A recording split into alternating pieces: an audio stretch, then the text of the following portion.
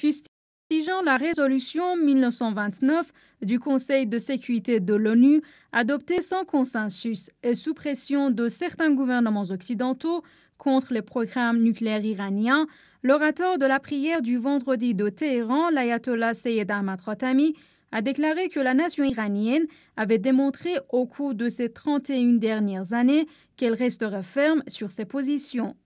Après la victoire de la révolution islamique, la nation iranienne a transformé les sanctions en opportunités et l'adoption du nouveau train de sanctions anti-iraniennes balisera le terrain aux scientifiques iraniens pour qu'ils atteignent les sommets de la science, a-t-il précisé.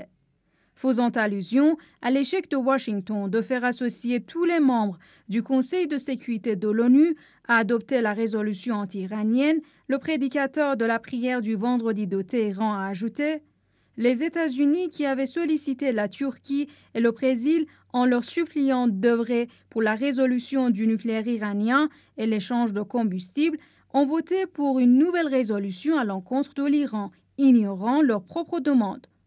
Dans une autre partie de ses sermons, l'ayatollah Khatami a déploré l'assaut sanglant des commandos de la marine israélienne contre la flottille de la liberté dans les eaux internationales et de préciser « Les États-Unis qui s'opposent en défenseurs des droits de l'homme, pourquoi n'ont-ils pas permis l'adoption d'une résolution anti-israélienne au Conseil de sécurité de l'ONU ?»